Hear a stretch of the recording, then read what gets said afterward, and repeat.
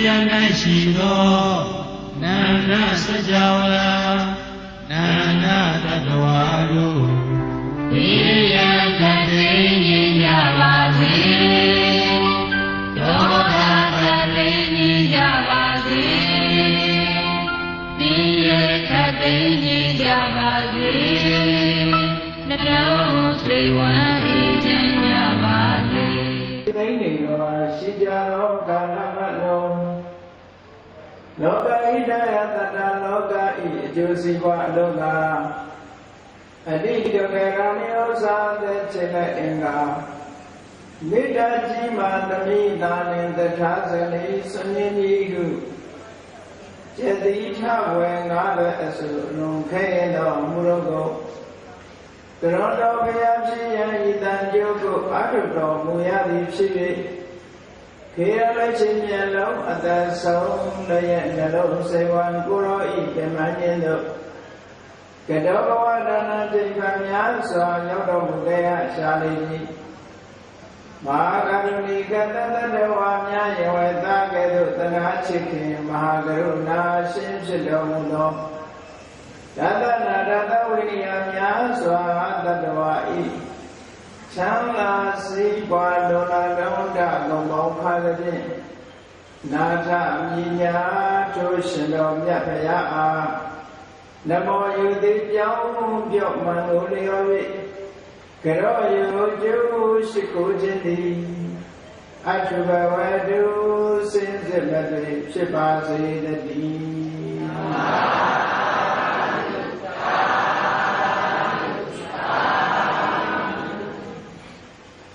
The Tanyat Vedana find a set it. Vipaka Tiseo Vipaka Yamado Piano Judea Vipaka Sundalo and Yamalu Judea Piansodalo Parisano now night leader we pay you for the Pianyale. We went to Yama at the level cheap solution, Solomon Mother. We found cars in a poma, Kadi Talayome. We found car. Parilu kind of passable, Pidada kind. Yamari Tande Tandam like Robbie. We park up so long as part of Pino Leve. We bend the Solekanya Pagona Chipa. Siga Salon Chipio. Taga, at night yet younger Mulo. Yamadagama say, Zero of man, cut off a fan. That bed language, my webship. Wherever that's a gamma webship, you will see. Yamabada Maho, Chabada, sit up, Chipio, Nampion, Bada, Muli, Meshon, and yet the coach. Zero of my year, Pateka, down. The job Yamadaga, Yere, and the Papu Yamadaga, Cadet, Bevada the garbage ship. Here they cut a hopper. English by the Garamada, Yansia. Here Kajaro K and OW, ye had a Pata Kajaro, Kandoro, Pagan and Noropa. Can you reach it again? Diojara Julu, Diojara Julu. Be you teacher of God, be you teacher put. Where are the Rama? Ship, young lady, ship. Najamolo, zero of man, cut off. The mother we park us so that the logo. Yama move you like that, we bear the quarter. Kala we bet now go there. You we bet go Kazaya, we park our walk and Luja Boone. မာစကားထဲမှာပြောနေတဲ့ဝိပါကဝိပါကကိုဝိဘက်လို့ပြန်လိုက်တယ်ပစ္စောတန်ပြောက်သွားပြီးတော့ဘာကုန်းတန်ရောက်သွား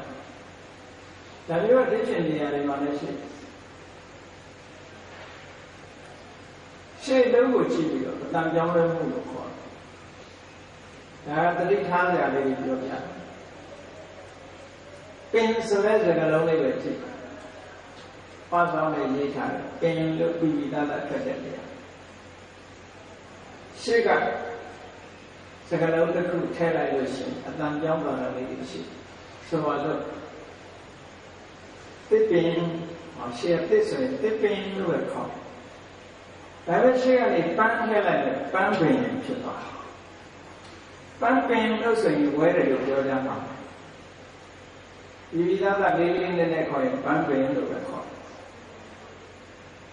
ဒီလိုပြောင်းလဲမှုတွေရှိတယ်အဲ့ဒါလိုပဲဝိပါကဝိဘက်ဆိုတာကိုဘာကုန်းနဲ့ကတ္တနဲ့တွားပြီးတော့မရေးနဲ့ပေါ့ဝိပါကဆိုတဲ့စလုံးအတိုင်းဝိပါကဝိပဲလို့ရေးအတန်ထွက်တော့ဝိပဲဒါပြဝိပါကဆိုတဲ့ပါဠိစကားလုံးရဲ့အဓိပ္ပာယ်ကဘာလဲမြန်မာလူမျိုးတွေနားလည်နေတာဝိပါကဆိုတာအကျိုးတရားမှန်ပါတယ်အကျိုးတရားစကားလုံးရဲ့အဓိပ္ပာယ်ပြည့်ပြည့်စုံစုံပြောမယ်ဆိုရင်ဝိပါကဝိဆိုတာလေးကအဓိပ္ပာယ်တစ်ခုပါကဆိုတာလေးကအဓိပ္ပာယ်တစ်ခုဝိဆိုတာဒီနေရာမှာမတူဘူးဆိုတဲ့အဓိပ္ပာယ်ရတယ်ထူးခြားတခုနဲ့တခုသဘာဝချင်းမတူတာလေဝိသဘာဝချင်းကြွယ်ခြားခြားနာနေတဲ့အကြောင်းတရားတွေသဘာဝချင်းကြွယ်ခြားခြားနာတဲ့အကြောင်းတရားဆိုတာဘာကိုပြောတာလဲကုသိုလ်နဲ့အကုသိုလ်ကုသိုလ်ကံနဲ့အကုသိုလ်ကံပြီးသဘာဝချင်းမတူဘူးကုသလအနာဝိဇ္ဇဒုက္ခဝိပါကလည်းကုသလဆိုတာအပြစ်ကင်းတဲ့ကောင်းကျိုးချမ်းသာပေးတတ်တဲ့အမှတ်လက္ခဏာရှိ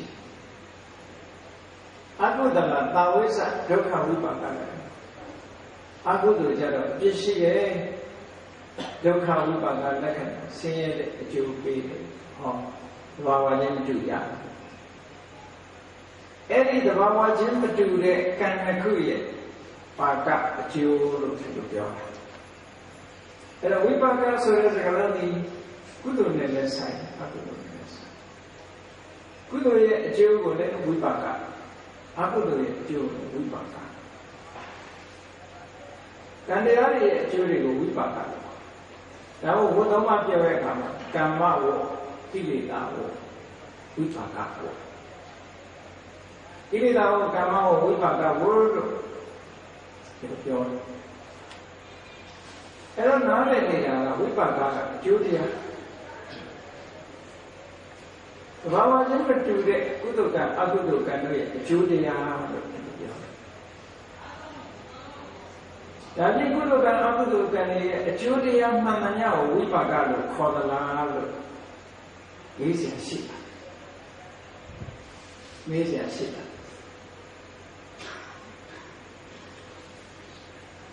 ဒီဝိပါကဆိုတဲ့စကားလုံးလေးကကုသိုလ်ကံအကုသိုလ်ကံရဲ့အကျိုးဖြစ်တိုင်းဝိပါကလို့မခေါ်ဘူးလေဆိုတော့လူတွေတဏ္ဍာမှာရှိတဲ့ယုတ်တရားတွေရှိတယ်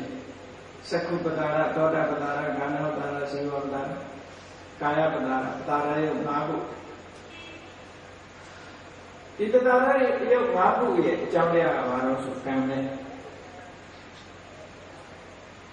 အဲ့ဒီကံကြောင့်ဖြစ်တဲ့ကံစားရုပ်တွေကိုတော့ဝိပါကလို့ခေါ်လာလို့ဆိုမခေါ်ဘူး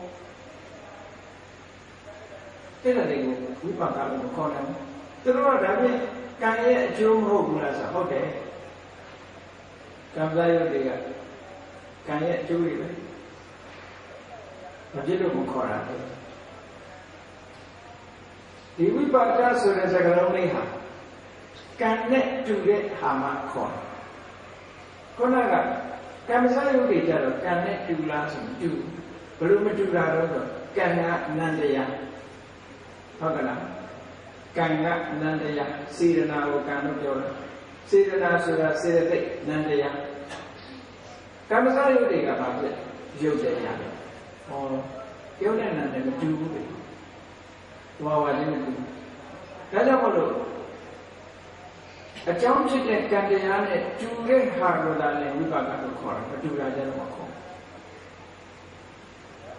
ဒါကဥပမာလေးတစ်ခုနဲ့စဉ်းစားကြည့်ရှင်းနေရပဲ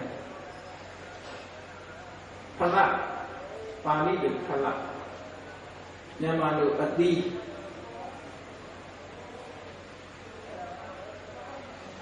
အဲ့ဒီအသီးရဲ့ပါတဲ့အစိတ်ကလေးကိုစိုက်လိုက်တဲ့အခါကျဘယ်နှမျိုးထွက်လာတော့ကြည့်စိတ်ကလေးကပါထွက်အမြင့်ထွက်အမြောက်ထွက်ပစ္စည်းတွေထွက်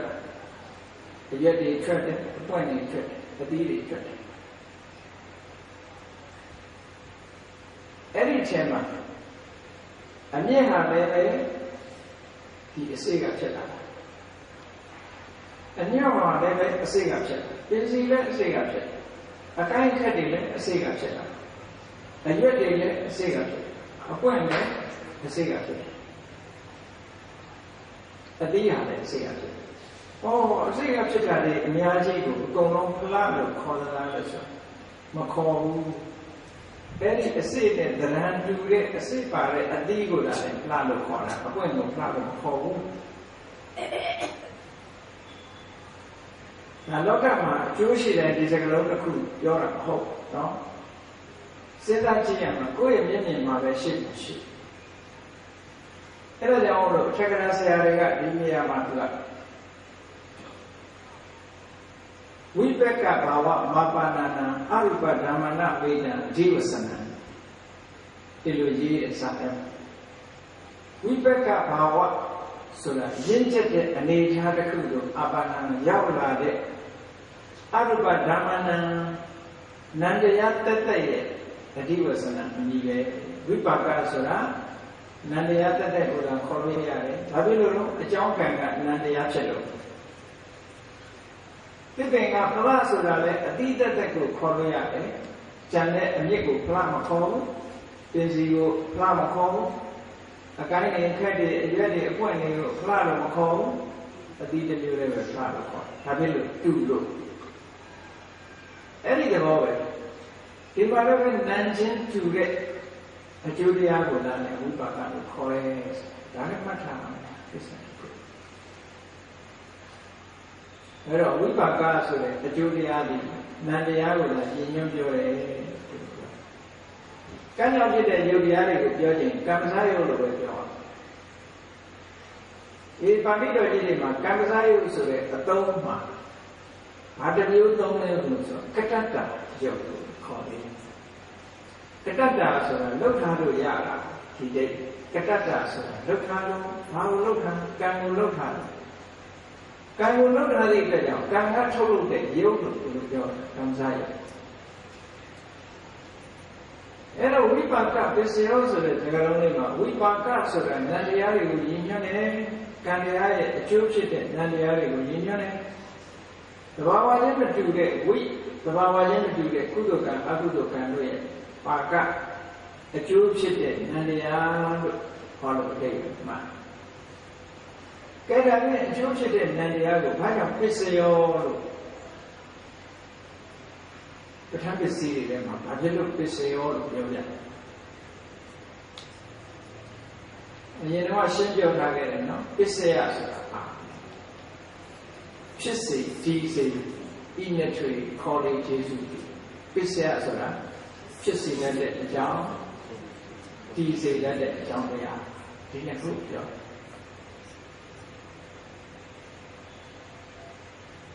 အဲ့တော့အကျိုးတရားကလည်းပဲကြည့်သူကလည်းပစ္စယတစ်ခုပဲသူကလည်းပစ္စယတစ်ခုပဲပစ္စယောလို့ဆိုတဲ့အကြောင်းတွေနဲ့ဆိုင်တာမဟုတ်ဘူးဘုရားရဲ့တရားတော်မှာသေချာစဉ်းစားကြည့်အကြောင်းတတ်တတ်ဆိုတာရှိရတယ်အကျိုးတတ်တတ်ဆိုတာရှိတယ်ရှိပါဘူး ကြည့်ဘူးကြောင်းဖြစ်တဲ့အကျိုးဖြစ်တယ်ပြိဿဘုရားကြည့်လေအဝိဇ္ဇာကိုထောက်ရင်သင်္ခါရကအကျိုးဖြစ်နေပြီလားဝိညာဉ်ကိုထောက်လို့ရှိရင်သင်္ခါရကအကြောင်းဖြစ်သွားတယ်အဝိဇ္ဇာပစ္စယသင်္ခါရဆိုရင်သင်္ခါရအကျိုးသင်္ခါရပစ္စယဝိညာဏဆိုရင်သင်္ခါရကအကြောင်းဖြစ်သွားတယ်ဝိညာဏပစ္စယနာမရူပံဒါကြတော့ဝိညာဉ်ကအကြောင်းဖြစ်သွားကြတယ်ဟောကြောင်းဖြစ်လိုက်အကျိုးဖြစ်တယ်ဒါကြောင့်မို့လို့ဘုရားရဲ့ဝါဒမှာပထမဆုံးအကြောင်းဆိုတာမရှိဘူး first cause မရှိ root cause မရှိ first cause ဆိုတာသူ့ရဲ့ရှေ့မှာအကြောင်းမရှိရသူက causeless cause အကြောင်းမဲ့တဲ့အကြောင်းမှမရှိဘူးတခြားဘာသာဝါဒတွေမှာတော့ရှိတယ်လေကမ္ဘာနဲ့လောကကြီးကိုကောကဖန်ဆင်းနေဆိုကောက first cause ကောကဒီဝါဖန်ဆင်းတာလည်းဆိုရှိတော့ပြတ်တာကောက causeless cause ဖြစ်တယ်ဘုရားရှင်မှာဒီလို causeless cause မရှိရအကြောင်းနဲ့အကျိုးဒီဆက်သွယ်ပြီးတော့ဒီအပြန်အလှန်ဖြစ်တယ်ပြန်လှန်ဖြစ်တယ်ဒီနေရာမှာဝိပါကလို့ဒီနာမည်ပေးထားပေမဲ့ရှုတော့တစ်ခုအနေနဲ့ကသူကအကျိုးတရားသူကနေပြီးတော့ဖြစ်စေတဲ့အကျိုးတရားတွေကိုကြည့်ရင်သူကအကြောင်းတရားပြန်ဖြစ်တာ။အခု24ပစ္စည်းတွေမှာဝိပါကပစ္စည်းရောဆိုပြီးတော့မြတ်စွာဘုရားဟောတာနော်။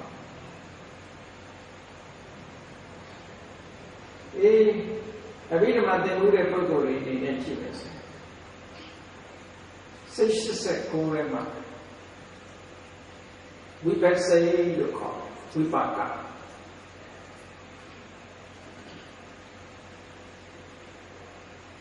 ဝိပဿနာ36ခုရှိအကုသိုလ်ရဲ့အကျိုးက9ခုရှိဇာနာရကုသိုလ်ရဲ့အကျိုးအကုသိုလ်အကျိုးကဝိပဿနာ9ခုကုသိုလ်ရဲ့အကျိုးကဇာနာရအဲ့ဒီလိုဝိပဿနာစိတ်89ထဲမှာဝိပဿနာဆိုတာသက်တာရှိအဲ့ဒီဝိပဿနာဟာလည်းရှင်ဘက်စေတသိက်တွေဖြစ်တယ်ဝိပဿနာနဲ့ရှင်တဲ့စေတသိက်တွေနဲ့တွဲဖက်ပြီးတော့တခုလည်းဖြစ်ကြတာမဟုတ်ဘူးအတိအတိ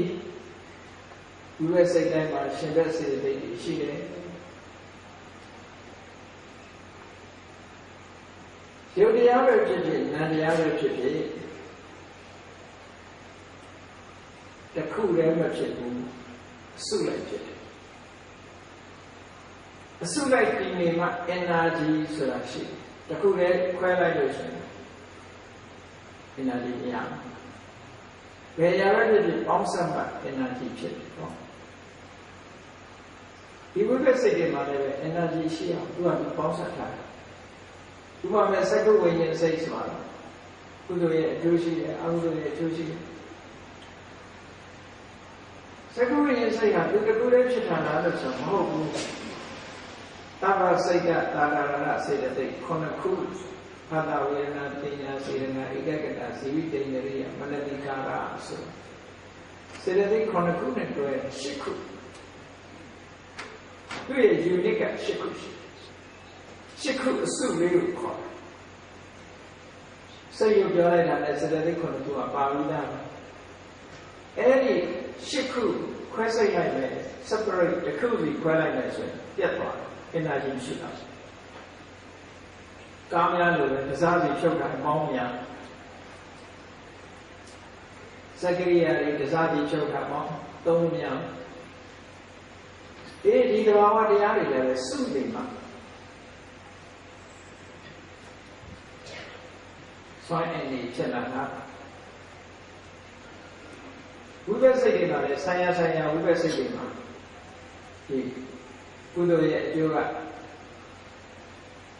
အဟိကုသလဝိပဿနာစိတ်က10ခုမဟာဝိပဿနာစိတ်က10ခု ကာမကုသိုလ်နဲ့ပတ်သက်တဲ့အကျိုးတရား16ခုရှိတယ်နောက်ဇံကုသိုလ်နဲ့ပတ်သက်တဲ့ရူပဝဆရာကုသိုလ်ရဲ့အကျိုးတရားဖြစ်တဲ့ရူပဝဆရာဝိပဿနာ5ခုအရူပဝဆရာကုသိုလ်ရဲ့အကျိုးဖြစ်တဲ့ဝိပဿနာ4ခုမလေးပါးရဲ့အကျိုးဖြစ်တဲ့ကိုယ်စိတ်သူကြတော့တခါတရံဝိပါဒလို့သုံးတယ်အများနဲ့သုံးတာတော့ခလကိုသုံးဒါပြလို့ခလလို့သုံးတာတော့မတူညီတဲ့အနေထားတစ်ခုပြောပြတာတို့တော့အကျိုးနဲ့အကျိုးပဲခလဆိုတဲ့စကားလုံးကလည်းအကျိုးကိုပြောတာဝိပါကကလည်းအကျိုးကိုပြောတယ်လက်စိတ်ရဲ့အကျိုးကိုကိုယ်စိတ်ကိုခေါ်လိုက်ခလနဲ့ခေါ်တယ်ယမယံကာရဝိပါကဆိုတဲ့စကားလုံးနဲ့သုံးပါ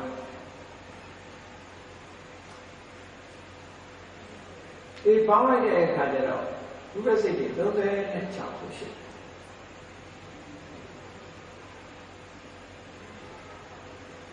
အဲဒီဝိပဿနာ36ခု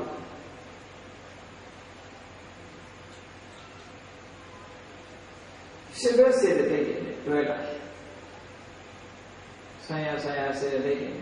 ဒါပေါင်းပြီးတော့ပြောတာရှိရတဲ့ကုန်ထုတ်ပြောတာ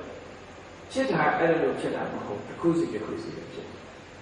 စိတ်ဟာဘယ်တော့မှနှစ်ခုယူမဖြစ်ဘူးလို့မှတ်စိတ်နဲ့စေတသိက်ကတော့ unit ဖွဲ့စိတ်တစ်ခုလည်းဆံရစေတသိက်အနည်းဆုံး9ခုရှိတယ်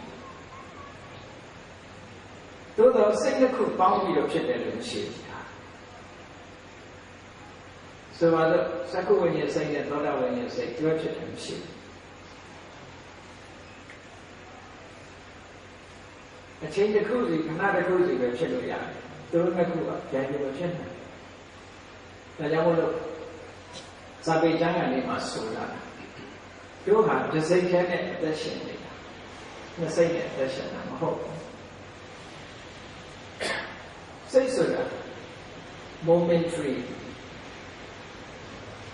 ဖြစ်ပြီးပြအစိမ်ကလေးအခိုက်အတန့်လေးတွေခိုက်တန့်လေးတွေစိတ်တစ်ခုပြတ်သွားမှနောက်စိတ်တစ်ခုဆိုတာပေါ်လာနိုင်တာအစင်တန်းကြီးပဲစိတ်ဟာလူတွေဟာစိတ်တစ်ခုတည်းနဲ့အသက်ရှင်ဧကစိတ်ကပမာယုတာစိတ်တစ်ခုတည်းနဲ့အသက်ရှင်နေတာကာလပေါ်မှာမောင်းသွားတဲ့ကာယောဘိန်းကတာယာကနေပြီးတော့ကတ္တရာလမ်းကိုထိနေတာဘိန်းတစ်ခုလုံးထိတာလားသို့မဟုတ်ဘိန်းရဲ့စိတ်ပိုင်းလေးပဲထိတာကြိုင်နဲ့မှစိတ်ပိုင်းလေးပဲထိတယ်နော်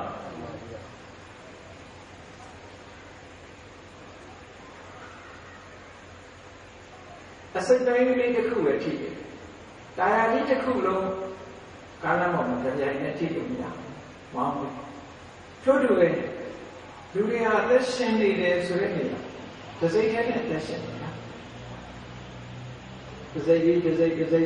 စိတ်တစ်ခုပြီးစိတ်တစ်ခုပြီးလို့ပေါ်နေအဲ့ဒီပေါ်နေတဲ့စိတ်တွေဟာရှင်သက်စေတသိက်တွေနဲ့တွဲပြီးတော့အချင်းချင်းအပြန်အလှန်အကျိုးပြုနေရတယ်တဲ့ဒါကြောင့်မို့လို့ဝိပါကပစ္စယောဆိုတာကုသိုလ်အကုသိုလ်ကိုကြည့်မယ်ဆိုရင်အကျိုးတရားပဲအပြန်အလှန်အကျိုးပြုတာကိုကြည့်မယ်ဆိုရင်အပြန်အလှန်အကြောင်းတရားတွေဖြစ်နေတာပဲတခုကအကြောင်းဖြစ်ရင်ကျန်တာတွေကအကျိုးဒီလိုဆိုလို့စိတ်တစ်ခုအဲ့ဒါကိုပဋ္ဌာန်းပစ္စယနေရတာပါဠိတော်မှာဝိပါကပစ္စယောတိဝိပါကစတ္တရောခန္ဓာအရုပိနောအညမညာဝိပါကပစ္စယပစ္စယော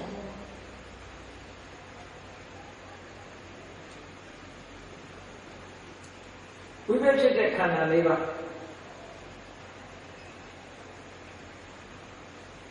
ခဏပြောခဲ့တဲ့ဝိပါကဆိုတာနာနဲ့ပဲသက်ဆိုင်တယ်ဆိုတော့ဝိပဿဖြစ်တဲ့ခန္ဓာ၄ပါးဆိုတာဘာပြောတာလဲဝိညာဉ်နဲ့ခန္ဓာကဝိပဿစိတ်36ခုပြောဝေဒနာကဝိပဿစိတ်မှာရှင်တဲ့ဝေဒနာတင်ညာကဝိပဿစိတ်မှာရှင်တဲ့တင်ညာကြံတဲ့သင်္ခါရလို့ဆိုရဝိပဿစိတ်မှာရှင်နိုင်တဲ့စေတသိက်တွေဟောပေါင်းလိုက်တဲ့အခါကျတော့နာခန္ဓာ၄ပါးပဲဆိုတော့မိမိတို့တဏ္ဍာမှာစက္ကဝိညာဉ်စိတ်လေးဖြစ်တယ် စက္ကဝိညာဉ်ဆိုတဲ့ဝိပဿစိတ်ကလေးဖြစ်လာအဲ့ဒီစက္ကဝိညာဉ်စိတ်နဲ့ရှင်တွဲပြီးတော့ဖြစ်လာတဲ့စေတသိက်ကဒီဝေဒနာလေးကဝေဒနာခန္ဓာပညာစေတသိက်လေးကပညာခန္ဓာဉာဏ်နဲ့ဖတ်တာတို့စေတနာတို့ဧကဂတတို့ဇီဝိတ္တေတို့မနတိကာရတို့သင်္ခါရခန္ဓာပေါင်းလိုက်ခန္ဓာ၄ပါးပဲနာခန္ဓာ၄ပါးအဲ့ဒီနာခန္ဓာ၄ပါးတည်း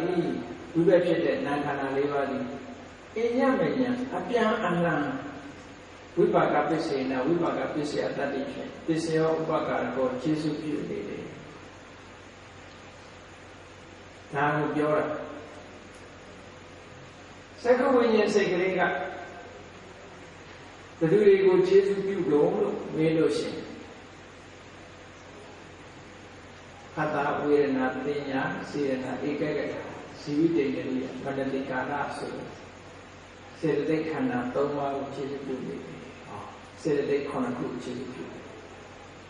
ဘာတတ္တိနဲ့ခြေစုပြုရလဲဆိုဝိပါကတတ္တိနဲ့ခြေစုပြုတယ်ဒါပြောတော့ဒါကြောင့်ဝိပါကတတ္တိဆိုတာအားပြောတာပဲဝိပါကဆိုတာအကျိုးတရားဆိုတာနားလည်ပြီးတာဝိပါကတတ္တိဆိုတာဘာပြောလဲဝိပါကရဲ့သဘောတွေကိုကြည့်ရအောင်ဝိပဿစိတ်တွေဟာနိရုဒ္ဓဟတန္တဘာဝဝိပဿစိတ်တွေကဘာမှ activity မရှိဘူးလို့ပြောတာကံတရားတွေကိုကုသိုလ်တို့အကုသိုလ်တို့ထက်ထက်မြက်မြက်မရှိကြဘူးတော့အကျိုးတရားပါကျိုးမအထုတ်မှုဘာမှမရှိရှိလို့လည်းမရဘူးကံရဲ့ပုံရိပ်တွေပဲလေဆိုတော့ကိုယ်ရှိရနေပြီးတော့ကြည်မှန်လေးထောင်ကြည့်လိုက်ကြည်မှန်လေးထောင်ကြည့်လိုက်လို့ရှိရင်လူအစစ်ကတစ်ဖက်မှန်ထဲမှာပေါ်လာတဲ့အရိပ်ကတစ်ဖက်ဟုတ်ကဲ့အဲ့ဒီမှန်ထဲမှာပေါ်လာတဲ့အရိပ်ကိုလူရဲ့ပုံသဏ္ဍာန်နဲ့ချမ်းသာတော့ပြင်လို့ရတာမရဘူးဘယ်ကလေးလူကိုမပြင်မဲနဲ့မှန်တဲ့ကပုံရိပ်လေးလှုပ်ရှားလို့ရတယ်မရဘူးဝိပဿနာပုံရိပ်တယ်ပုံရိပ်ဆိုတော့နိရောဓမှာဘာမှသူတို့မှာအချုပ်နိုင်စွမ်းမရှိကြဘူးအထုတ်နိုင်စွမ်းမရှိကြတော့တန်တငြိမ်သက်နေကြတယ်ငြိမ်ချမ်းတာမဟုတ်ဘူးနော်ငြိမ်နေတာကိုပြောတယ်နိရောဓမှာတန်တပါဝါတဲ့ပဋ္ဌာန်းတက္ကရာတို့ဝိသုဒ္ဓိမေတ္တက္ကရာတို့ဖွင့်တယ်နိရောဓမှာတန်တပါဝေနအာထုတ်မှုကင်းမဲ့ပြီးငြိမ်သက်နေတဲ့အနေထားနဲ့ဟောဝိပဿစိတ်တွေကအာထုတ်မှုကင်းပြီးတော့ငြိမ်သက်ကံတိဟုသောအကြောင်းတရားကြောင့်ဖြစ်လာလို့ကံရဲ့ပုံရိပ်အနေနဲ့နားထင်တာဘာမှသူတို့ပြင်လို့ရတာမဟုတ်ဘူးကံကဖန်တီးလိုက်တဲ့အတိုင်းအရေးလာထင်ပါဘုန်းကြီးတို့တွေရဲ့ခန္ဓာကိုယ်မှာလည်းပြင်မရတာတွေအများကြီးရှိပါတယ်ကံရဲ့ပုံရိပ်တွေဟုတ်လားဒါလည်းကျန်ကျန်မှပြင်တဲ့သူကရှိသေးတယ်နော်သားမဲတဲ့လူကဖြူအောင်လုပ်တယ်ခဏတဲ့လူကလှအောင်လုပ်တယ်သားဖြူတဲ့လူကမဲခြင်းနဲ့ကံရဲ့ပုံရိပ်တွေကိုကြိုးကြိုးစားစားပြင်နေကြတာမျိုးလည်းရှိသေးတယ်သို့တော့ပြင်မရတာအများကြီးပြင်ရတာတော့ဓာတ်နဲ့ပြီးပြီးတော့ပြင်တာတော့ပြင်လို့ရမှာပေါ့ပုံဖြတ်တာလို့ဘာလို့လုပ်လို့ရမှာသို့တော့ကံတရားရဲ့အကျိုးတရားဆိုတာပြင်လို့ရတဲ့အရာမဟုတ်ပြင်လို့ရတယ်ကံကလူတရာဖန်တီးလိုက်လို့ရှိရင်လူပဲဖြစ်တိရစ္ဆာန်တရာဖန်တီးလိုက်လို့ရှိရင်တိရစ္ဆာန်ပဲနိရောဓမှာဘာမှကျိုးပန်းအထုံးမှုကင်းမဲ့ပြီးတော့တန်ခတ်ငြိမ့်နေတဲ့သဘောလို့ပြောတာဘာမှလှုပ်ရှားမှုကင်းမဲ့ပြီးတော့ငြိမ့်နေတဲ့သဘောမှန်တယ်မှာအရေးပေါ်နေတာမျိုးပေါ့သို့မဟုတ်ပကြီကားကြတဲ့ကရုပ်ပုံသွားသို့မဟုတ်ဓာတ်ပုံရိုက်ထားတဲ့ရုပ်ပုံသွား ငြိမ့်နေတာလေဓာတ်ပုံကကြည့်ပြိမောမှာထင်းနေတယ်ထင်းတဲ့အတိုင်းပြင်လို့မရဘူးဒါပေမဲ့ကြမ်းကြမ်းတောင်းရင်ပြင်တော့နှခမ်းမွေးမပါတဲ့လူနှခမ်းမွေးတက်ဒါတော့ဒီပြင်လို့ရတယ်ဆိုတာဒါအပေါ်ရန်နေလုပ်နေတာဟုတ်ကဲ့တကယ်ကတော့ဒါပြင်လို့ရတဲ့ဟာမဟုတ်ဘူးသဘာဝအတိုင်းငြိမ့်တဲ့အဲ့ဒီသဘောကိုပြောတာနိရုဒ္ဓဟာတန်တဘာဝဝိပဿစိတ်တွေကအားထုတ်မှုကင်းမဲ့ပြီးတော့ငြိမ့်သက်နေတဲ့သဘောရှိတယ်အဲ့တော့ဝိပဿစိတ်တွေကငြိမ့်သက်နေတယ်ဆိုလို့ရှိရင်ဝိပဿစိတ်နဲ့ရှင်းနေတဲ့စေတသိက်တွေကရောမငြိမ်လို့ဖြစ်မလားအကြောင်းတရားဖြစ်တဲ့ဝိပဿစိတ်ကငြိမ်လိုက်ပြီဆိုရင်ကျန်တာတွေရောမငြိမ်ရပြီဘူးလားငြိမ်သွားတယ်အဲ့ဒါကြောင့်လို့ထက္ကရာဆရာကြီးကရှင်းပြတာနိရုဒ္ဓဟာတန္တဘာဝေနနိရုဒ္ဓဟာတန္တဘာဝယဥပကာရကတအကြောင်းတရားကအထုတ်ကိုကင်းခဲ့ပြီးတော့ငြိမ်သက်နေတဲ့အနေအထားကြောင့်ကျန်တဲ့ရှင်ဘက်တဘာဝတရားတွေကိုလည်းအထုတ်မှုကင်းမဲ့ပြီးတော့ငြိမ်သက်သွားအောင်ဒါမှလည်းရောညီတွေဖြစ်မှာပေါ့ဒီကောငြိမ်ဒီကောလှုပ်နေဘယ်ပေါင်းလို့ရပါမရဘူးငြိမ်နေတာချင်းကပေါင်းစပ်လို့ရမှာပေါ့နော်အေးဝိပါဒကနေဉာဏ်တရားတွေကိုအကျိုးပြုတယ်ဆိုတာဝိပါဒပစ္စယောဆိုတာအဲ့ဒါပြောတာနော်ဝိပါဒပစ္စယောဆိုတာအဲ့ဒါပြောတာတခြားအားကိုပြောတာမဟုတ်ဘူးအထုံးမှုကင်းမဲ့ပြီးတော့ငြိမ်သက်နေတဲ့အနေအထားဖြင့်ရှင်ဘက်တရားတွေကိုလည်းအထုံးမှုကင်းပြီးတော့ငြိမ်သက်သွားအောင်ကဲဒီလိုဆိုလို့ရှိရင်ဝိပဿစိတ်မှာရှင်တဲ့ဝေဒနာနဲ့ကုသိုလ်စိတ်မှာရှင်တဲ့ဝေဒနာတူပါတူဝိပဿစိတ်မှာရှင်တဲ့ဝေဒနာကအထုံးမှုမရှိငြိမ်သက်ကုသိုလ်စိတ်အကုသိုလ်စိတ်မှာရှင်တဲ့ဝေဒနာကြတော့အထုံးမှုရှိတယ်လှုပ်ရှားတယ်မငြိမ်သက်ဘူးဒီလိုဆိုလို့အဲ့ဒါဘယ်သူကြောင့်ဒီလိုကွဲပြားခြားနားသွားတာလဲဆိုဝိပါကတတ္တိပဲဟုတ်ကဲ့ဝိပါကတတ္တိလို့ပြောတာအဲ့ဒါကိုပဋ္ဌာန်းမှာဝိပါကသတ္တရောခန္ဓာအရုပိနောအညမဉ္ဇံဝိပါကပစ္စေနပစ္စယောဝိပါကလို့ဆိုရတဲ့သတ္တရောခန္ဓာအရုပိနောနံခန္ဓာ၄ပါးတို့ဟာအညမဉ္ဇံအပြန်အလှန်ဝိပါကပစ္စေနဝိပါကပစ္စယတတိဖြင့်ပစ္စယောဥပကာရတောကျေစုပြုတတ်ပါလေတော့ဤဟောအပြန်အလှန်၆ခုပြုတယ်အပြန်အလှန်၆ခုပြုတယ်ဆိုတာသူကငြိမ်သက်လို့ကျန်တဲ့ငြိမ်သက်စိတ်ငြိမ်သက်အောင်လုပ်တယ်အပြန်အလှန်ဆိုတဲ့စကားကဘာပြောတာခေါင်းတော်ကစက္ကဝိညာဉ်စိတ်ကလေးတစ်ခုကိုနားလည်ကျန်တဲ့ခုံနာစက္ကဝိညာဉ်စိတ်ကလေးကဝိပါကပစ္စယဆိုလို့ရှိရင်သတ္တဝေဒနာတင်ညာစေတနာဧကဂတဇီဝိတ္တိယမနတိကာရလို့ဆိုတဲ့တာဝစိတ်တာသာတနာစေတသိက်ခုနှစ်ခုတနည်းအားဖြင့်ပြောရင်နာခန္ဓာစေတသိက်၃ပါးဝိပါကစိတ်ကဝိညာဉ်နဲ့ခန္ဓာဝိညာဉ်နဲ့ခန္ဓာလေးကိုပစ္စည်းယူရင်ဉာဏ်နဲ့နာခန္ဓာ၃ပါးဖြစ်တယ်ဟောငြိမ့်သက်အောင်တော့ဉာဏ်နဲ့နာခန္ဓာ၃ပါးကိုပစ္စည်းယူလို့ရှိရင်ဝိပါကစိတ်ကစက္ကဝိညာဉ်စိတ်ကအကျိုးတရားဖြစ်တယ်ပြန်လာနှစ်ခုကအကြောင်းဆိုရင်ခန္ဓာ၄ပါးထဲမှာနှစ်ခုကအကြောင်းဆိုရင်ဉာဏ်နဲ့နှစ်ခုကအကျိုးဒီလိုပြောတယ်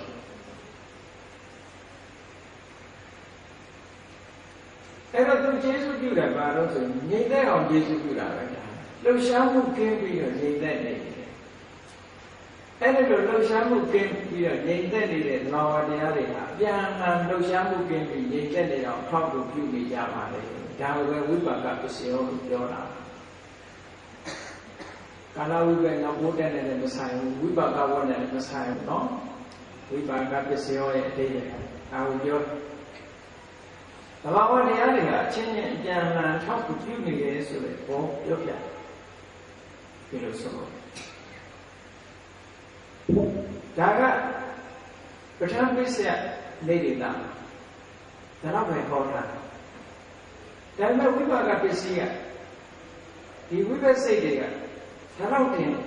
အပြန်အလှန်ထောက်ဖို့ပြုယုံလားလို့ဆိုမဟုတ်ဘူးအကျိုးတစ်ခုထုတ်လို့ရှိသေးတယ်အဲ့ဒီထုတ်လို့တာကိုတော့ပစ္စယနေရတာမှာမဟုတ်ဘူး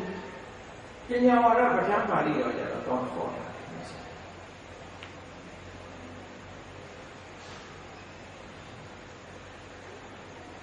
ဝိပဿစိတ်တွေဖြစ်လာတဲ့အခါမှာဝိပဿစိတ်တိုင်းတော့မဟုတ်ဘူး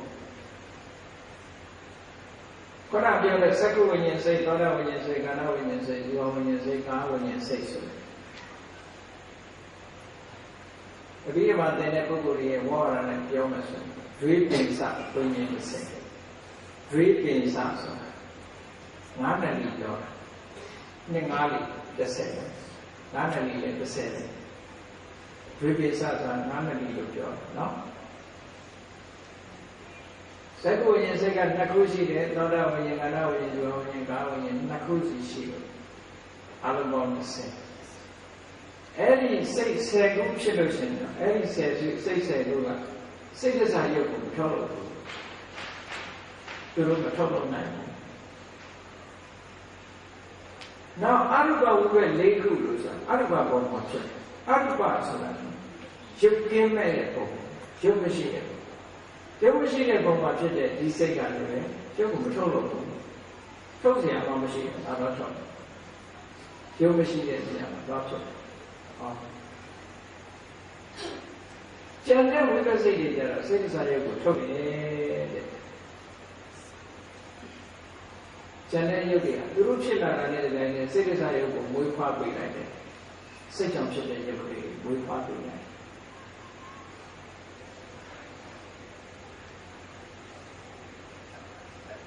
စိတ်ကြောင့်ဖြစ်တဲ့ရုပ်တွေကလူမမြင်ရတဲ့ရုပ်ကလေးတွေကပါလို့ဆိုစိတ်ကြောင့်ဖြစ်တဲ့ပထဝီရှိတယ်စိတ်ကြောင့်ဖြစ်တဲ့ပထဝီကိုဘယ်လိုခံမှန်းလို့ရလဲလမ်းလျှောက်တဲ့ကရှိတယ်လမ်းလျှောက်တဲ့အခါမှာအနာတမီတို့သိပ္ပံဆရာတို့ကတော့တစ်မျိုးပြောရင်ပြောမယ်ဘုရားရဲ့အဘိဓမ္မာနဲ့တစ်မျိုးပြောနေတာနော်သူတို့ကတော့ကြွက်သားအားလို့ပါလို့ပြောမှာပေါ့ကြွက်သားရဲ့အားလမ်းလျှောက်တဲ့အခါမှာရှေ့ကိုတားမယ်ဆိုတဲ့အခါမှာခြေထောက်မမြောက်ဘူးလားမြောက်တယ်နော်နောက်ခြေထောက်ကြွရမယ်ဆိုရင်အဲ့ဒီခြေထောက်ကိုအောက်မချဘူးလားဒီမြောက်လိုက်တဲ့အချိန်ဘယ်သူကနေပြီးတော့မြောက်လို့ရအောင်မြောက်မှုကိုထောလို့တာတော့စိတ်ကလည်းထောလို့ဒီကြောတွေလှုပ်ရှားလာဘယ်သူကထောလို့စိတ်ကထောလို့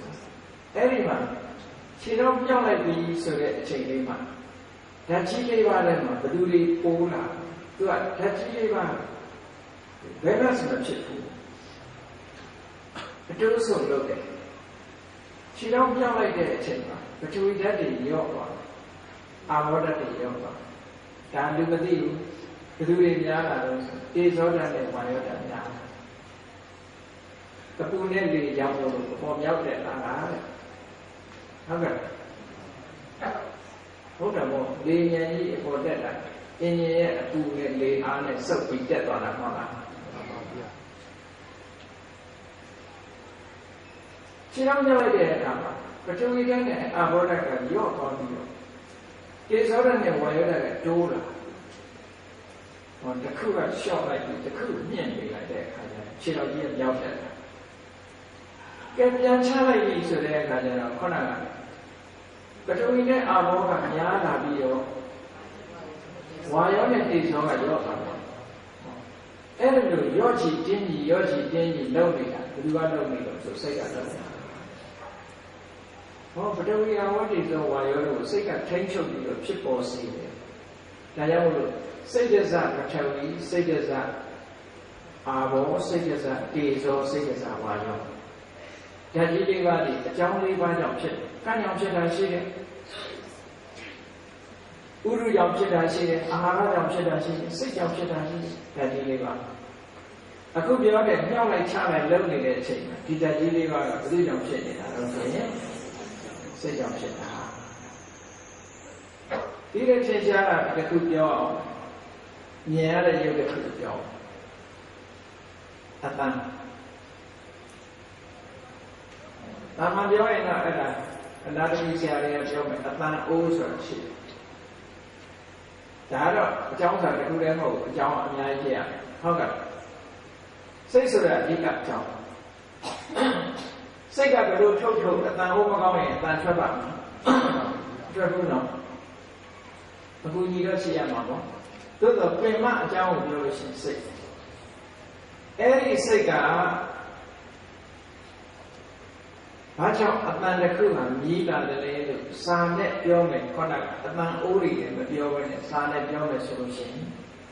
လူတွေရဲ့တဏ္ဍာမှာကမ္မဇပထဝီဆိုတာရှိကံ့ကြောင့်ဖြစ်တဲ့ပထဝီကအတန်ဖြစ်တဲ့နေရာမှာကမ္မဇပထဝီရှိတယ်အဲ့ဒီကမ္မဇပထဝီကဘာနဲ့အလားတန်တူလို့ဆိုလို့ရှိရင်စီနဲ့အလားတန်တူဘယ်လိုပြောရင်စီနဲ့အလားတန်တူအဲ့ဒီမှာစိတ်ဒဇပထဝီစိတ်ကြောင့်ဖြစ်လာတဲ့ပထဝီကဘာနဲ့တူလို့စီတီးတဲ့ထုံနဲ့အလားတန်တူစိတ်ဒဇပထဝီကနေပြီးတော့အမာချင်းပေါ့စိတ်ဒဇပထဝီကလည်းမာတယ်ကမ္မဇပထဝီကလည်းအမာအဲ့ဒီမာတဲ့ဟာတစ်ခုတိုက်လိုက်တဲ့အတွက်ကြောင့်ဘုရားအတန်ဖြစ်လာတာကမ္မဇပထဝီစိတ်ဒဇပထဝီဒီနှစ်ခုပေါင်းစပ်လိုက်တဲ့အတန်ထွက်လာ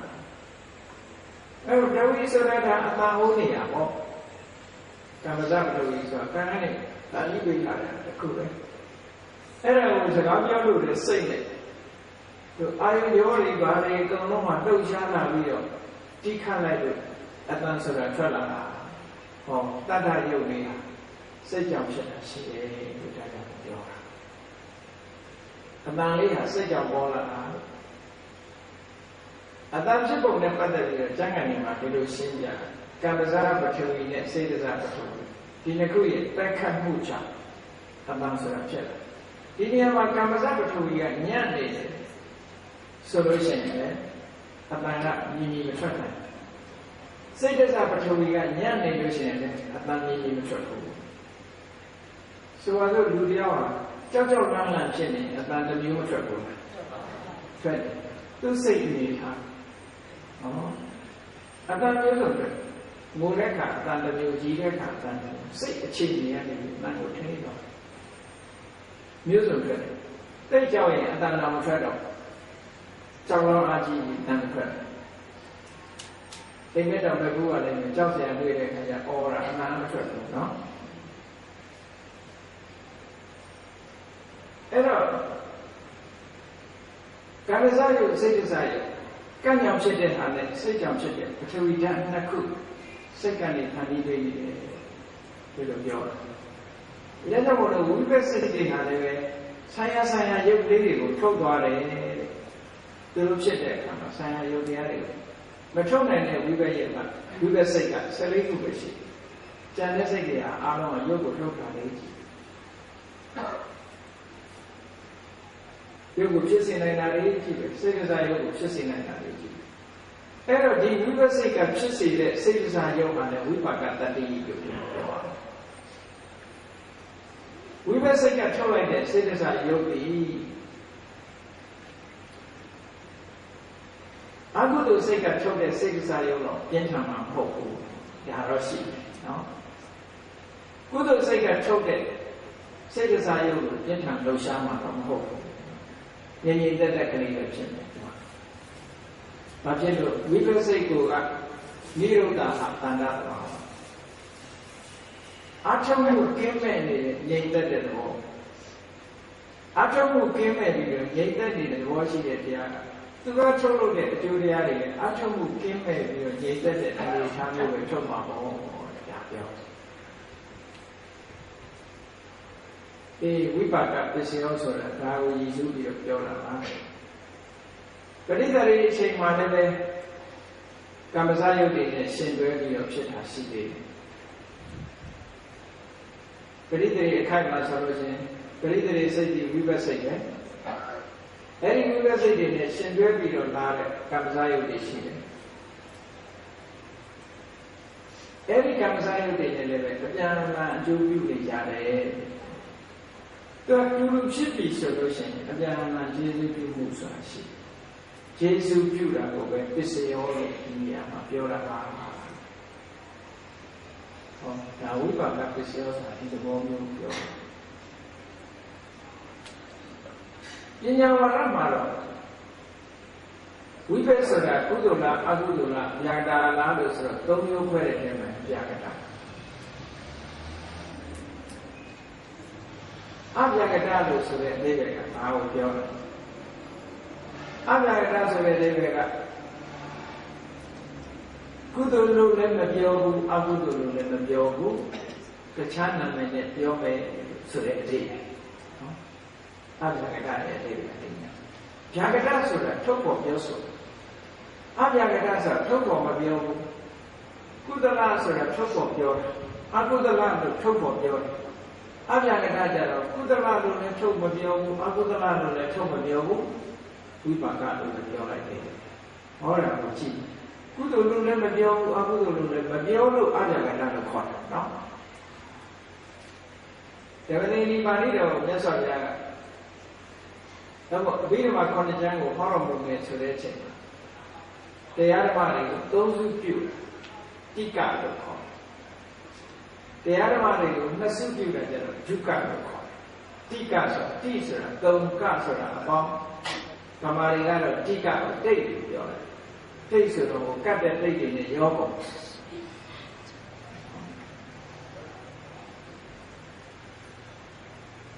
ဒုက္ခကြတော့ဒုက္ခဆိုရင်လိုက်တဲ့ဒုက္ခနဲ့သွားရောနေဆိုလိုတာကတိကဆိုတာသုံးခုစုဒုက္ခဆိုတာနှစ်ခုတည်းစုဒီလိုဆိုလိုတာ instead of 3 နဲ့ instead of 2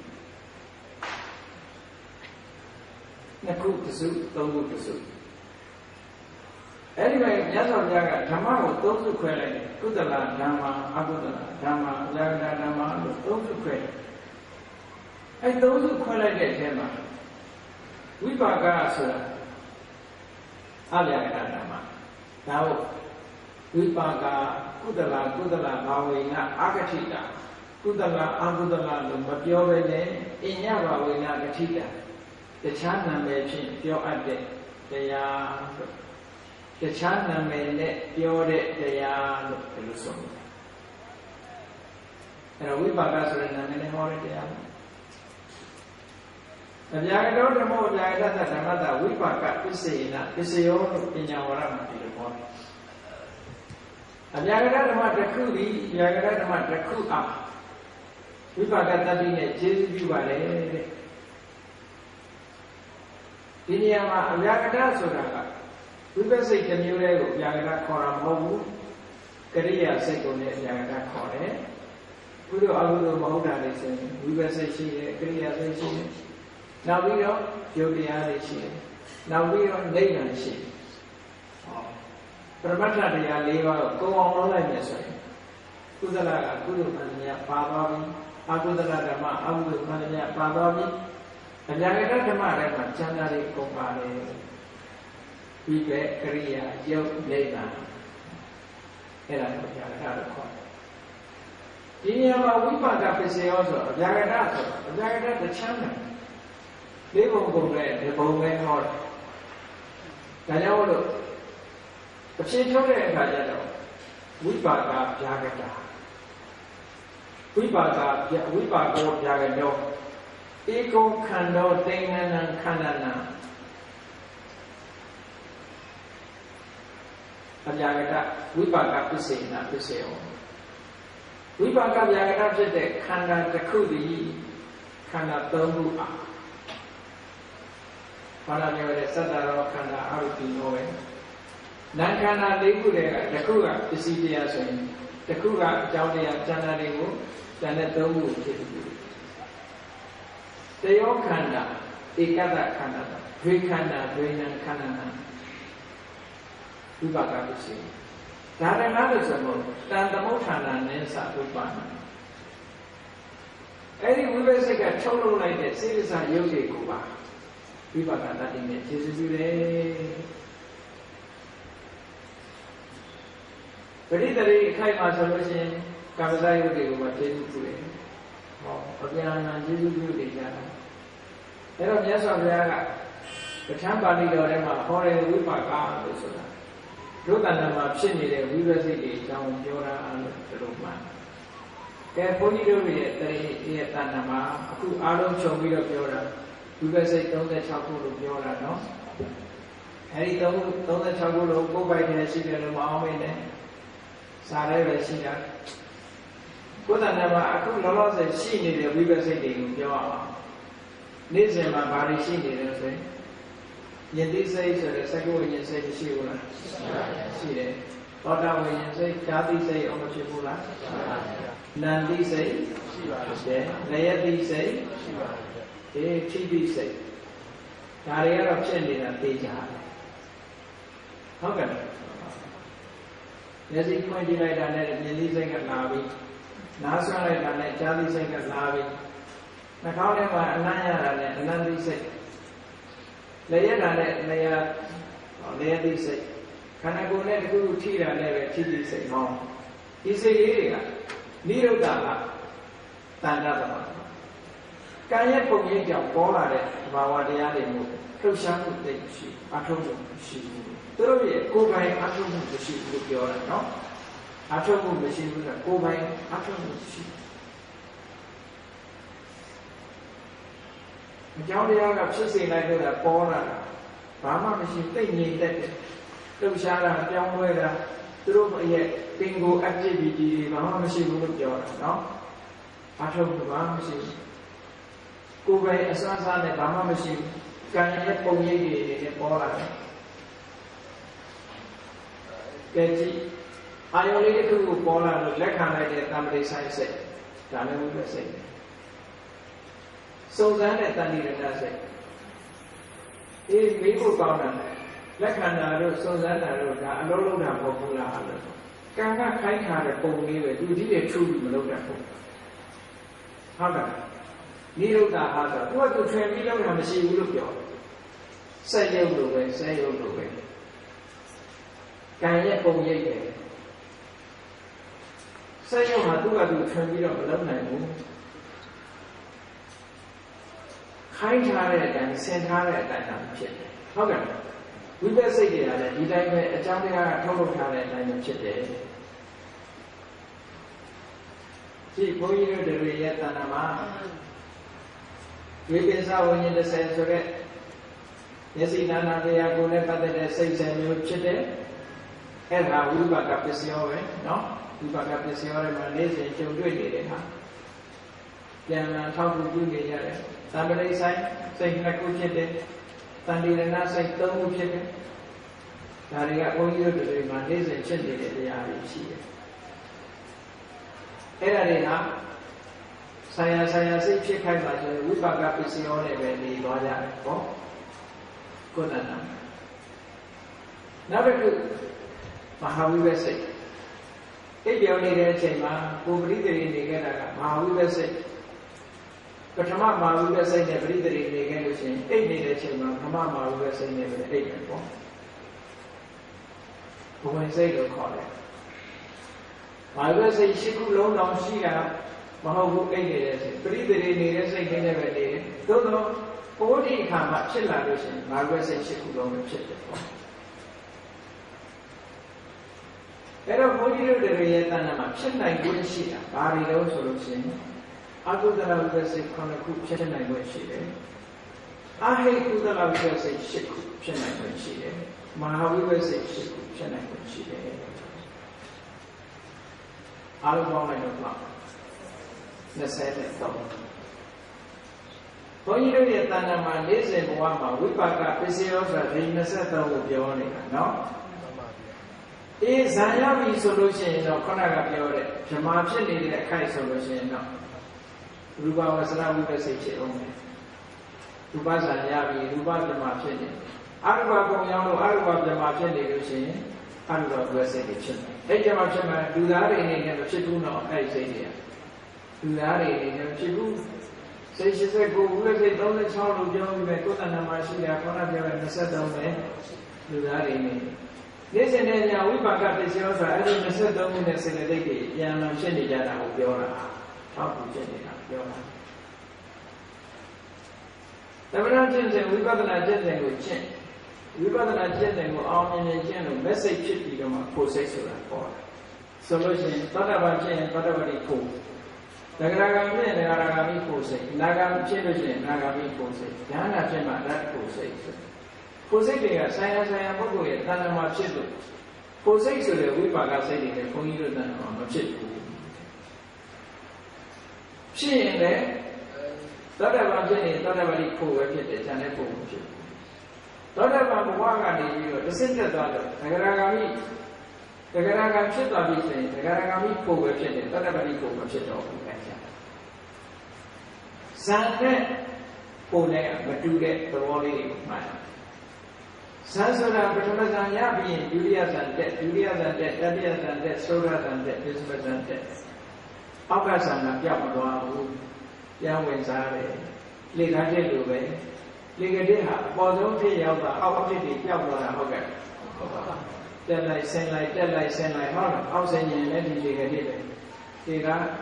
ဟုတ်လား၅နှစ်ရှိတယ်ဆိုရင်ဒီ၅နှစ်ပဲပြောက်မသွားခိုးစိတ်ကြတယ်အဲ့လိုမဟုတ်ဘူးသောတာပန်ဖြစ်သွားတဲ့ပုဂ္ဂိုလ်တယောက်ဟာသောတာပတိဖို့ပဲပိုင်ဆိုင်တယ်သဂရဂံဖြစ်သွားတဲ့နေတဲ့ကြတဲ့သောတာပတိဖို့စိတ်ကိုသူ့မှာမရှိတော့သောတာပတိဖို့ဝင်လာလို့မရတော့ဘူးသဂရဂံဖြစ်ရင်သဂရဂံမိဖို့ပဲဝင်လာလို့ရတယ်ဘာဖြစ်လို့လဲဆို quality ချင်းတာကွာတော့မတူဘူးဇန်နဲ့လာလာမတူဘူးဒီဟာလောကပြောင်းလဲသွားပြီသောတာပတိမဲ့ရဲ့စွမ်းရည်တတ္တိနဲ့သဂရဂံမဲ့ရဲ့စွမ်းရည်တတ္တိတူရဲ့လားမတူဘူးသဂရဂံမဲ့နဲ့စွမ်းရည်တတ္တိနဲ့နာဂမိမဲ့ရဲ့စွမ်းရည်တတ္တိမတူဘူးအနာဂမိမဲ့ရဲ့စွမ်းရည်တတ္တိနဲ့ရတ္တမဲ့ရဲ့စွမ်းရည်တတ္တိမတူဘူးစွမ်းရည်တတ္တိမတူသေးတဲ့အတွက်ကြောင့်သူတို့ကထုတ်လို့တဲ့အကျိုးတရားတွေလည်းမတူကြဘူးလို့ပြောတယ်တစ်ခုစီတစ်ခုစီထုတ်သွားတဲ့အတွက်ကြောင့်ရှင်းရှင်းဟာတွေကိုလက်ခံရယူသိမ့်ပိုက်ထားခြင်းမရှိဘူးတဲ့ဟောဒါကလောကုတ္တရာနဲ့ဇန်နဲ့မတူတဲ့သဘောလေးပေါ့ဇန်ဆိုတာကျတော့ဒုတိယဇန်ရရင်လည်းပထမဇန်ရှိတယ်ဝင်စားလို့ရတယ်လေကတိတို့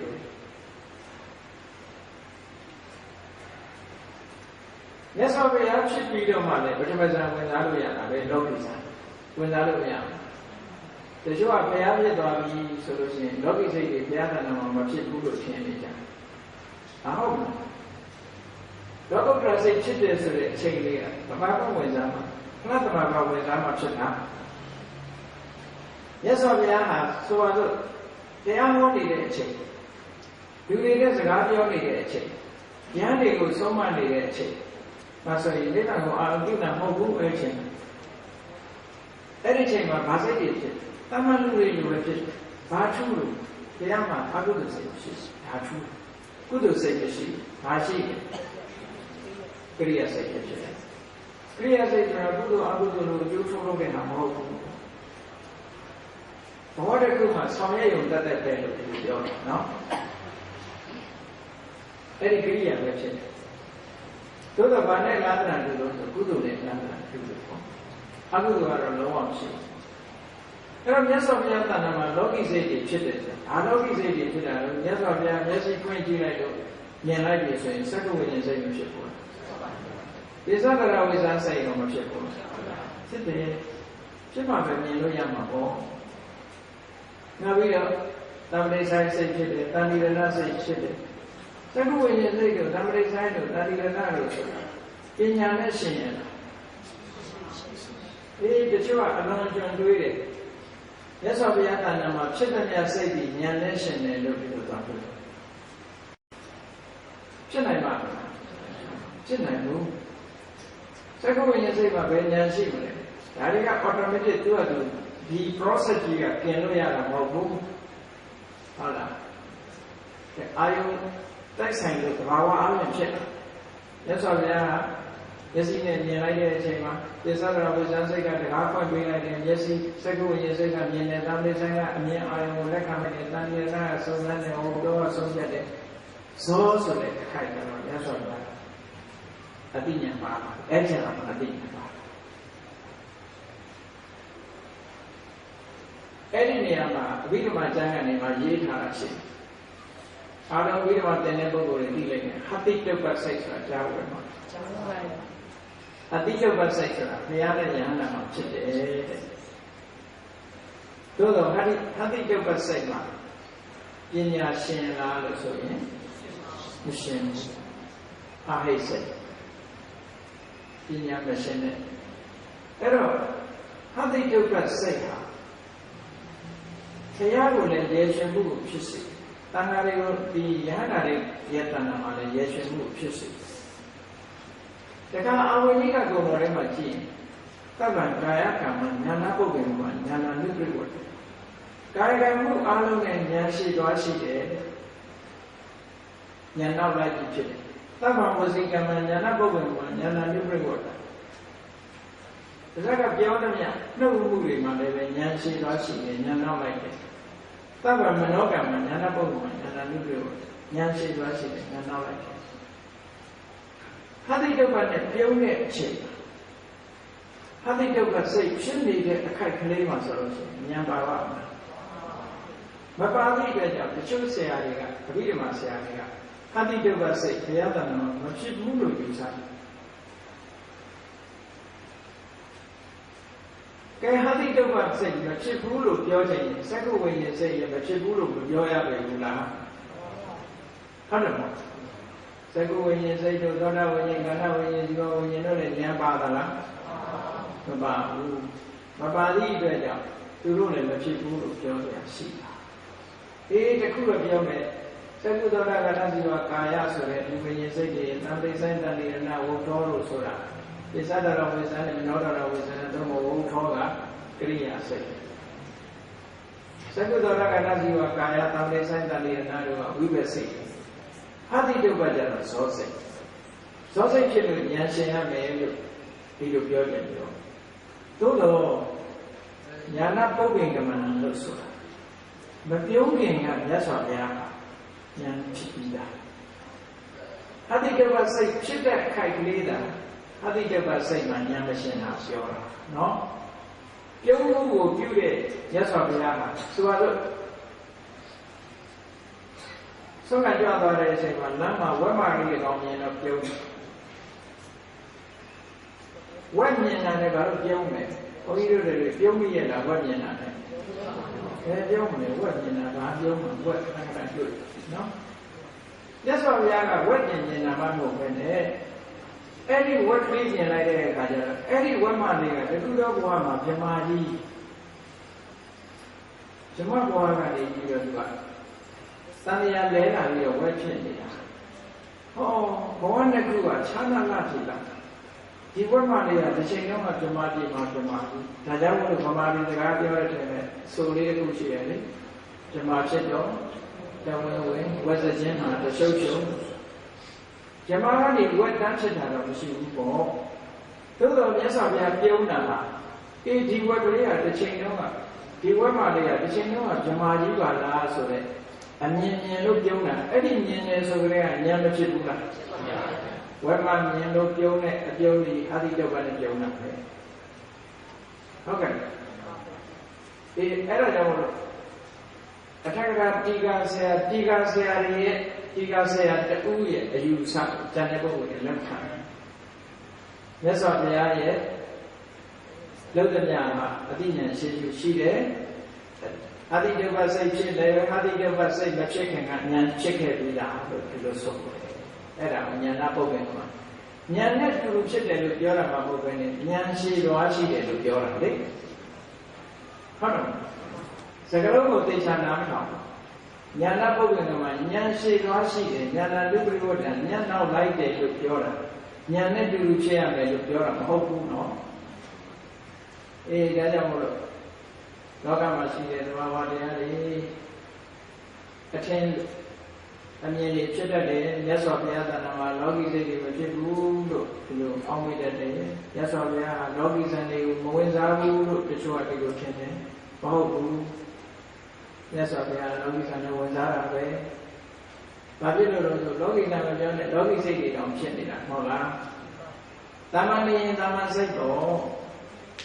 ဘုရားတရားမှာမဖြစ်တာအကုသိုလ်စိတ်မဖြစ်ဘူးကုသိုလ်စိတ်မဖြစ်ဘူးခရိယာစိတ်ဖြစ်တယ်ကျန်တဲ့ဝိပဿစိတ်တွေကတော့ပုံရိပ်တွေပဲလေဒါဘဝရဲ့ကံကြမ္မာရဲ့ပုံရိပ်တွေကတော့နာမပေါ့ကံကြမ္မာရဲ့ပုံရိပ်မဟုတ်လို့ရှိရင်ကုသိုလ်လည်းမဟုတ်အကုသိုလ်လည်းမဟုတ်ဟုတ်လားကံတရားရဲ့အကျိုးလည်းမဟုတ်တာကြတော့ကရိယာစိတ်ပေါ့အဲ့ဒီစိတ်တွေဖြစ်တယ်လို့ဒီလိုသဘာဝတရားတွေကိုရှင်းရှင်းလင်းလင်းမြတ်စွာဘုရားဟောကြားတဲ့အဘိဓမ္မာတရားတွေအခြေခံပြီးတော့ခုလိုပဋ္ဌာန်းနဲ့ပတ်သက်လာတဲ့ဝိပါကပစ္စယောဒီကနေ့အသေးစိတ်နားလည်ပြီးလို့ဒီလိုထင်ပါတယ်။ဒါကြောင့်ဝိပါကပစ္စယောဆိုတာနိရုဒ္ဓဟတန္တဘာဝေနနိရုဒ္ဓဟတန္တဘာဝယဥပကကတ္တအာထုံမှုကင်းတဲ့ပြီးတော့ငြိမ်သက်တဲ့အနေထားနဲ့မိမိနဲ့တွဲဖက်ပြီးတော့ဖြစ်လာတဲ့သဘာဝတရားတွေအာထုံမှုကင်းမဲ့ပြီးတော့ငြိမ်သက်သွားတဲ့အနေထားဖြစ်အောင်ကျေစုပြုတတ်လို့ဝိပါကပစ္စည်းခေါ်တယ်လို့ဆိုတာဘောပေါင်းပြီးတော့မိမိတို့ရဲ့တဏ္ဍာမှာဖြစ်နေတဲ့ဝိပါကသဘောတရားတွေဟာအပြန်အလှန်ယခုကဲ့သို့ထောက်ကူပြုပြီးတော့ဆရာအကြောင်းနဲ့စုံတိုင်းမိမိတို့တဏ္ဍာမှာဖြစ်နေတဲ့လို့သဘာဝတရားတွေရဲ့ဖြစ်မှုတွေကိုစဉ်းစားပြီးထိုသဘာဝတရားတွေပေါ်မှာအသိဉာဏ်နဲ့ရောက်လို့နောက်ဆုံးမှာထိုသဘာဝတရားတွေရဲ့ဖြစ်မှန်တယ်ပြည့်လက္ခဏာတွေအားလုံးကိုသိမြင်တဲ့ဉာဏ်ရလို့ကိုယ်စီကိုယ်ငါနိဗ္ဗာန်ချမ်းသာကိုမြတ်မောပြနိုင်ကြပါစေကုန်။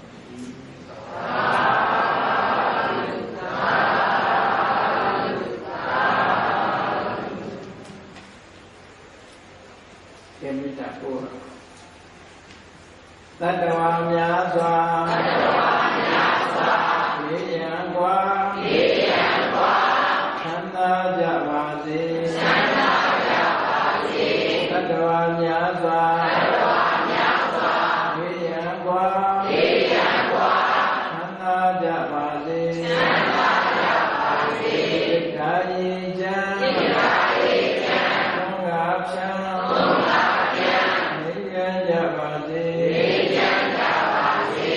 ဒါယေချမ်းသုံးငါဖြံနေရကြပါစေသက်ရှိချမ်းသာစိတ်ချမ်းသာဒုယဆန္ဒပြေပါစေသက်ရှိချမ်းသာစိတ်ချမ်းသာဒုယဆန္ဒပြေပါစေဘုံမန္တဒုက္ခပင်္ဂစာမေတ္တာပုံနေပြုသင်္ကမမနောတရတိတမေတံဘဝယံပြုဒုက္ခနကမေတ္တာပုံနေပြုသင်္ကမစုပေါင်းပို့အပ်မေတ္တာဓာတ်ကိုရောင်ယူပါဝင်ဝေလမင်းနဲ့ရောင်ရင်ရှေယုပေါင်းဆောင်ရခြင်းကြောင့်သာဝေတံကျွမဲ့ဥဒ္ဒုံလုံးစုံများစွာတတ္တဝါတို့၏မနောတရတိမြတ်ဖြူစင်အေးကြည်လင်းသည့်ရေစင်ကြည်ကျင်းစိတ်နှလုံးသွင်းဟုသောရေအိုင်၏အတွေ့၌ဒုက္ခပင်္ဂနာစင်ထာဝရအေးမြတ်ဤသာတာယာပွင့်လန်းချမ်းသာဒုက္ခဒီဟုသောကုဘုဒ္ဓရာဇာဘန်တို့သည်ဘုံလန္တဝန္တာရွှင်မြူဝမုံလူလည်းရဲ့ကြည်နူးဝဲကြုံဖူးကွင်းရကုန်သည်ဖြစ်၍ဒုက္ခနကလေဟောင်းလေးတဲ့ရောရှက်သင်ပြန်ပီတိဒီဟုသောယနံတို့သည်ဘဝယံဒီကောင်းစွာမဲ့သွေကျမ်းနိုင်၍နေကြပါစေကုန်သတည်း